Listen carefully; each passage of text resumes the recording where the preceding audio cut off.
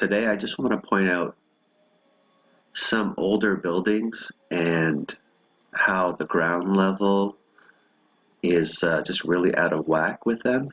In the late 18th, early 19th century, building houses with semi-sunken basements and ground-level windows was standard building practice. What they would do is they would dig down approximately a quarter of a floor and they would throw the dirt from the hole they were digging out onto street level, raising up the street level, allowing them to put a grand staircase as an entrance. Made the houses look pretty posh. The reason they were put there was to allow light into the semi-sunken basements, which were generally kitchens or servants' quarters, and because they were so low, obviously, unless people went down on their hands and knees, they couldn't be nosy. They couldn't peer into your house. It's my belief that there was actually a cataclysm. Oh, stick around, because today we're taking a look at mud flooders. Go nuts on my nuts. Hello everyone, welcome to another episode of Playing a Blinder with me, the Creaky Blinder. Now when you hear the words mud flood, what's the first thing that comes to mind? Explosive diarrhea. I completely agree with you. But apparently it's not that. Apparently, some people seem to think that these old buildings have ground level windows that years and years ago weren't actually at ground level. They're there now because the whole world was flooded by mud. Now I've looked at mud flooders once before and it didn't end well, because when I did, I had some Russian guy playing basketball saying he wanted to kill me. So let's just hope that doesn't happen again. That as one of the side effects, it deposited just layers and layers of mud, dirt, earth, and it engulfed these buildings. And then we've been digging them out or destroying them altogether. And it's not possible that a lot of these very old buildings are just gone because they're very old buildings and they've been demolished and replaced by more modern structures. So I just wanted to point out, this is the old Boston State House.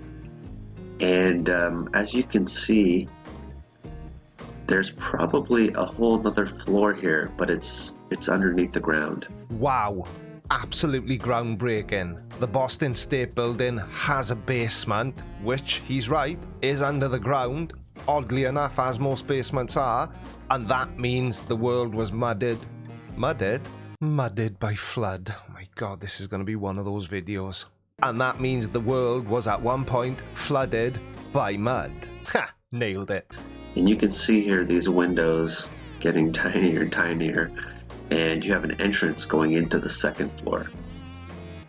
And this is pretty common with these buildings that we're going to be looking at. But I don't think this building was designed like this.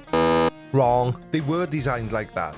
And the reason you pick on buildings of this type is because they were all designed and built like that, which fits nicely into your ridiculous narrative about the world being flooded by mud. This building was built, and then this event happened, and then people just kind of refitted these buildings, and then we've been given false dates for these buildings, is also my belief. So how exactly does that work then? Because you said yourself that this cataclysmic event happened. Is cataclysmic a word? It doesn't matter. You said that this event happened in the late 1600s, but this building wasn't built until the early 1700s anyway, so I'm not really sure how you think it fits in, but please, continue. This is a good example right here. So this is an older building in Finland, and if you take a look at this side of the building, you can see there are 3 floors at least. So here we go, we have the same patterns, and if you look on the other side of the building, you've got the first floor, you have the second floor, and this whole third floor is covered by earth. Awesome. So in Finland, the mud floods only happened on one side of the building. Is that where we're heading with this? Are we going to completely ignore the fact that this property is clearly built on an uneven surface? It's higher on the right-hand side than it is on the left-hand side. Now, if you built this house following the gradient of the land it was on, the house would be leaning. So I think this is good evidence that this building, it was built prior to whatever event happened. Well, yes, I dare say that building was in fact built. But prior to what event? The only event I can think of that you could possibly be referring to is the event that led people to stop building properties like this without basements.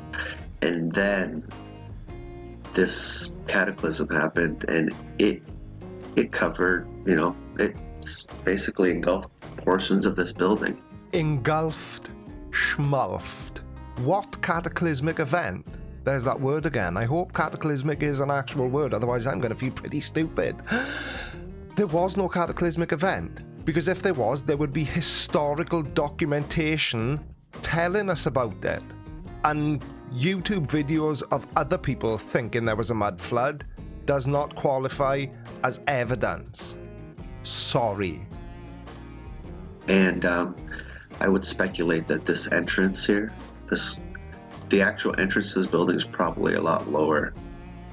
But this is just another example how that they put an entrance to a higher level in the building. Well, it's nice to see you're paying attention, because I explained exactly why all buildings of this time had entrances like that.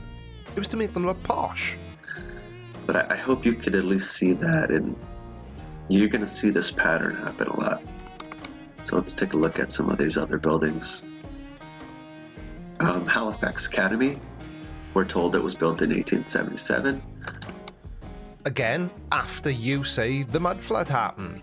1877 wasn't in 1600 and something. And isn't it really weird how this property also doesn't seem to have been built on level ground? It's almost as if they straightened the property up by changing the number of floors on a given part of the ground. Very odd. And again, you have what appears to be 1 floor, 2 floor. I'm going to guess there's at least a 3rd floor here. And you can see the slope here. And if you look at the front of the building, 1st floor, 2nd floor, and there's no 3rd floor. And you can see these windows here are blocked off. And again, you have stairway going to the 2nd floor. Ah, right. So it seems to me as if mud flooders are implying that prior to this cataclysmic event, that the entire surface of the Earth was flat. Oh, please, no. Don't let mud flooders be flat earthers as well. Please. And let's see what else we can find here. I'm just jumping around. Colorado. Again, 3rd floor, buried. Windows buried. There's no 3rd floor. There's a door that is literally on the 2nd floor. Now, I know you probably shouldn't guess, but what the hell? This guy thinks the world was flooded by mud. Is it feasible, and this is just my own logic, that maybe when properties like this were built, it was cheaper, less labor intensive, to compensate for the unevenness of the ground you were building on by building the buildings in this way rather than excavating the ground, which would have been pretty difficult because it would have all been done by hand. Maybe that's why all these old buildings are of a similar shape and size and style, because that was the preferred way of doing it back then. Nothing to do with the world being flooded by mud, because it clearly wasn't, because if it was, we would know. There would be actual evidence. Maybe I'm onto something here. What do you think? Let me know down in the comments. And while you're down there, why not hit the subscribe button? If you're new, of course. This is a good example because this is in Australia. It's a old Masonic hotel, 1900. Here you can see that these windows just you wouldn't build it like this. You don't, trailing windows off into the ground. And you can see there are probably windows here too.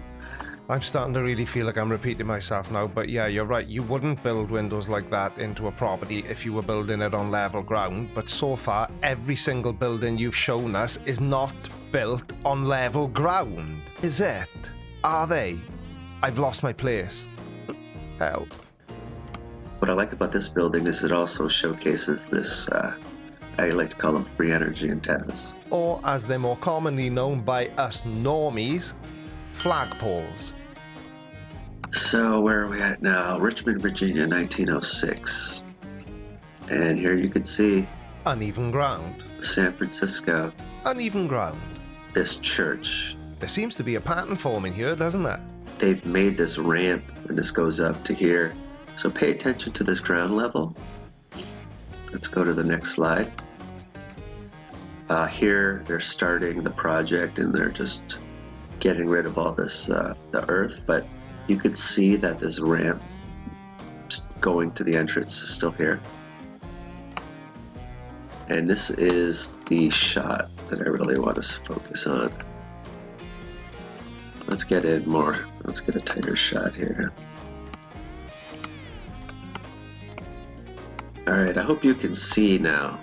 Yeah, I can definitely see. And what I'm seeing is that they've excavated the ground around the church and they have revealed the basement that's built under the church without any windows.